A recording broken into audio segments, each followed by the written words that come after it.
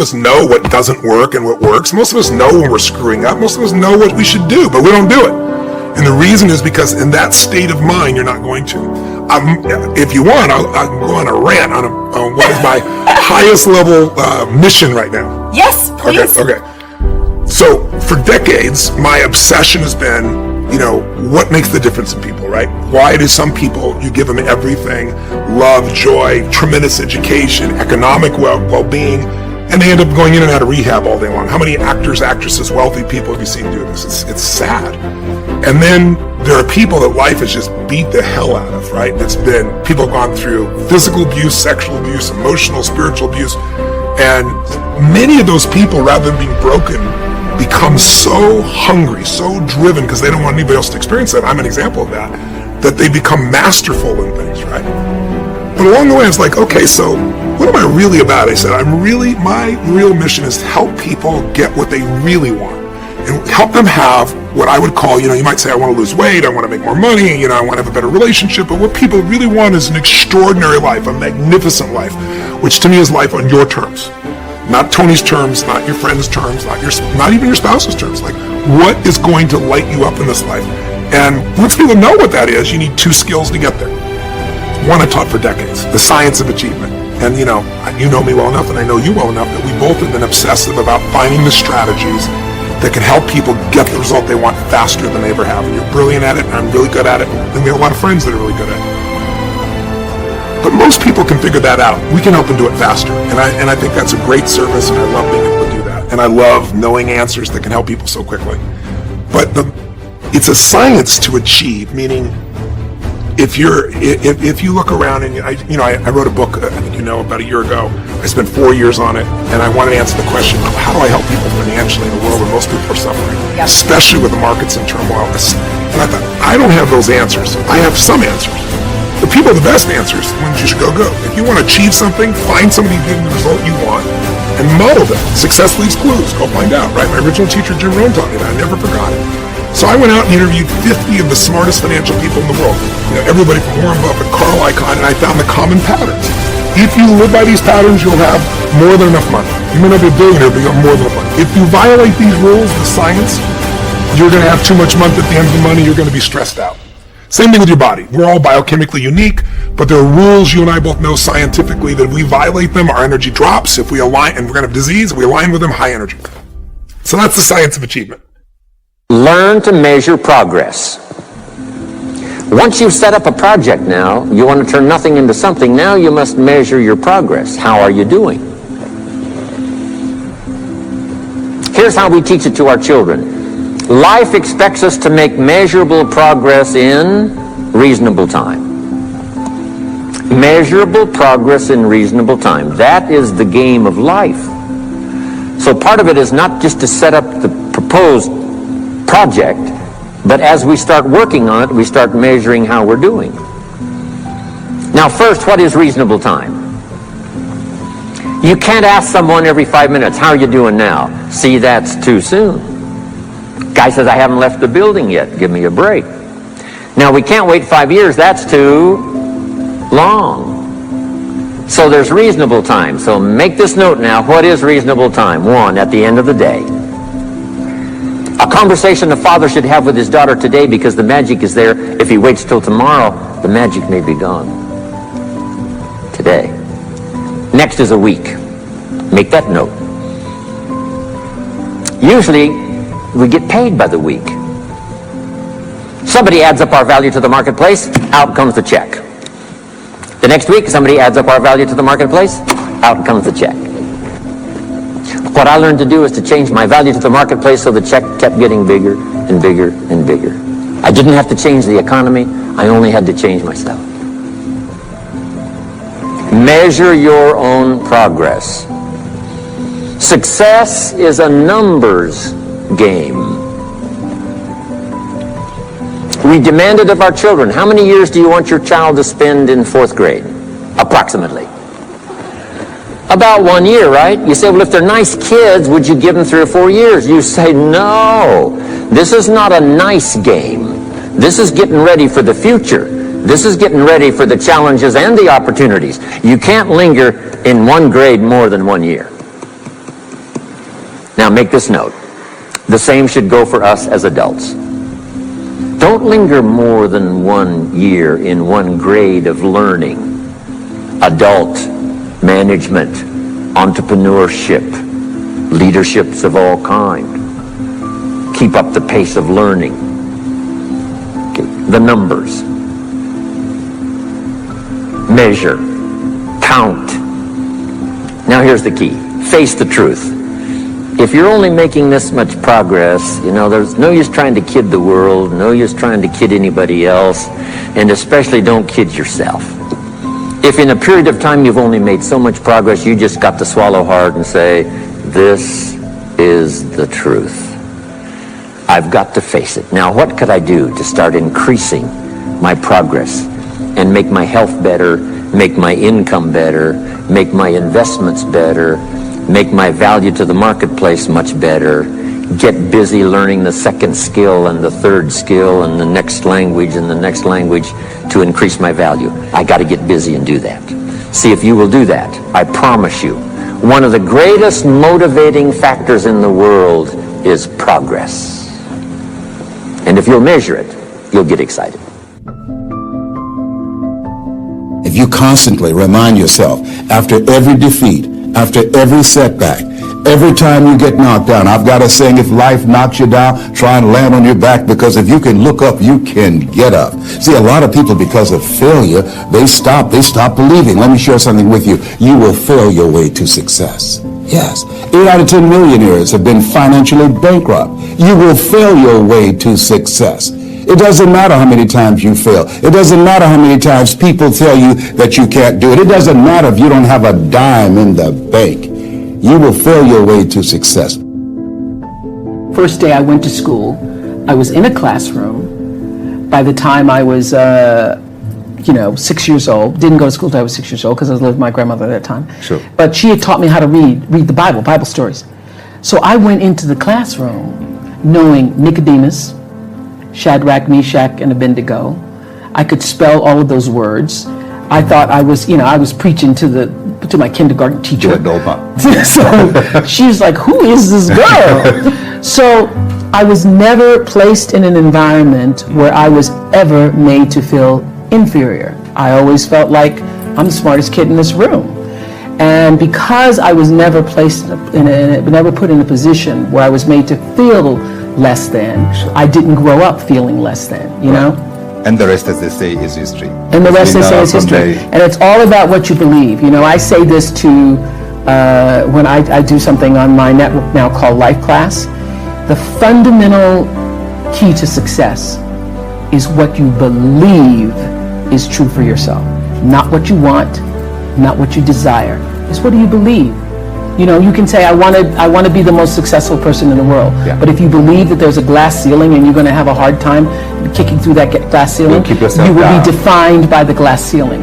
And the great beauty and gift of my life is that I was never defined by the box that other people tried to put me in. The first thing I want you to know that success is not a destination, it's a journey. Think of success as a process. Let me illustrate it and explain it this way. If you go to college, you work hard, and in 4 or 5 years, depending on what kind of degree you're working on, and in today's society, sometimes 6 or 7 years, but eventually, comes the day of graduation, and you're all excited, and your family is there, and your friends are there, and you're there with your classmates, and you got your cap and your gown, and you know that there's going to be a time in that ceremony where you're going to walk across stage, and the president, provost, somebody's going to shake your hand, hand you a diploma, congratulate you, and you're going to get off the other side. They're going to have presents waiting for you, and they'll be taking pictures, and everybody will be shaking your hand and say, congratulations, today you become a success. You're a college graduate. Now, my friend, you did not become a success the day that you got your diploma. Now, what you did have happen to you in that ceremony is you got recognized for success. The diploma is recognition of what you have done the previous 4 or 5 years. You see, You were a success in your freshman year when you decided to not drop out of school like some of your other classmates and decided to stick to it. And you were a success every time you studied for a test. And you were a success every time you did a project or did a writing assignment. You see, you're a success all through school. You're a success every day. Success is a daily thing, not a destination thing. The day you got the diploma, you just got recognized for the success that you already were. Now that's very essential, because so many times people have a tendency to devalue the moment, today.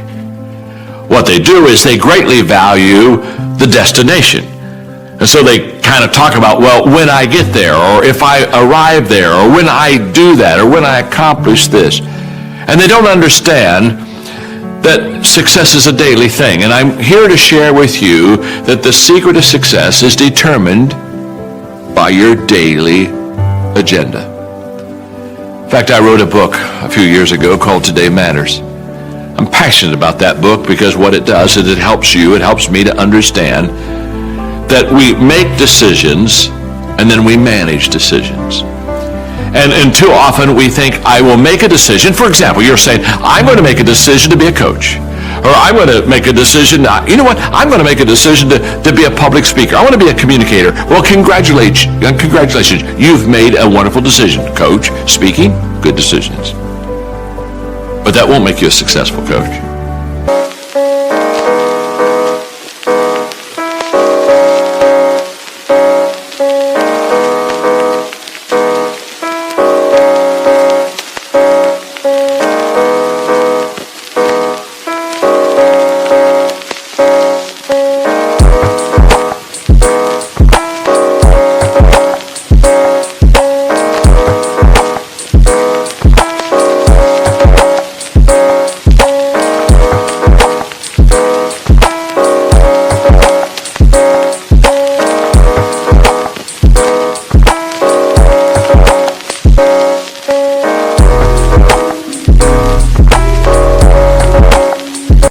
Make you a successful communicator.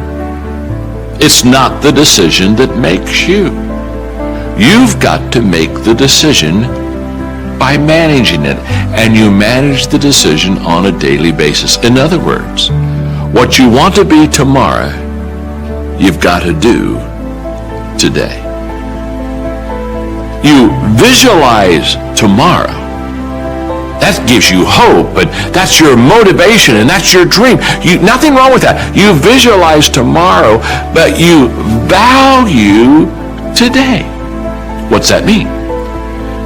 That means that what I do every day is either getting me closer to that vision, that dream, that goal, or it's really driving me farther away from it. You see, every day, we are either repairing or we're preparing. You see, if I messed up yesterday, guess what I get to do today? Fix yesterday. In other words, if I didn't do the right thing yesterday, what I got to do today is I've got to repair. I've got to go back, make amends, backtrack, put the car in reverse, put my life in reverse. I've got to go back there. I've got to repair. Now, every day I spend repairing, I'm not spending preparing. Well, you see, we repair when we fail to manage the decisions that we've made. We prepare when we, on a daily basis, manage the decisions that we've made. So your footprints to success are really footprints of success. Because every step that is made and taken based upon the goals that you have for your life, and you're managing those goals correctly, every step is the progressive realization of success in your life. And by the way, you'll get the diploma, you'll get the certificate, but when you get that, you didn't arrive. It just is another step in preparing you to reach your potential. Each one of us should live our life as if we'll never learn everything we need to learn. We'll never be able to accomplish everything we wanted to accomplish. We won't be able to experience everything we wanted to experience. We should live our life every day hungry, understanding that we are to live until we die. See, I think success can't be summarized in a flippant degree or program or diploma or arrival. I think today, if you are learning to coach, if you are learning to speak, if you're doing the things that are essential to the decisions and you're managing those decisions well, can I say something to you? Congratulations, you are already a success. Now, guess what? Over time, it shows up. You've heard the expression. You maybe have even said it yourself. You've heard the expression, I'm sure. I've worked all my life to become an overnight success. That's the way it works. All of a sudden somebody recognizes you. All of a sudden somebody congratulates you. You didn't get good at that moment. You've been good for a long time. It just showed up someday. Tell people your concept of the paddle. Well, there's a paddle for everybody's ass. We all know that. And every day you just get up, and I don't fear anything, but I worry about everything. And the day you stop worrying in good times, the paddle will get you behind. And so as great as things are in life, I know you're only a few steps or a few incidents away from something bad happening. You can never forget it. Did you have fear as a kid, and you just got into enough business scuffles that you figured your way through things, or have you always been fearless? I'm pretty fearless, but I do worry about everything. But once again, the book, and this is why Harper's asked me to write the book, because of all my Tillmanisms. You got to know what you know and what you don't know. And I knew that I understood business. Now, don't ask me to, go win an Emmy. I took guitar lessons for 4 years, and I still struggle playing a guitar. I can't draw a stick person very good, but I knew that I understood business. So I know what I know, and I know how to do due diligence on a deal. I don't worry about making a bad deal, because I feel like that's what I know. So no fear when it comes to that.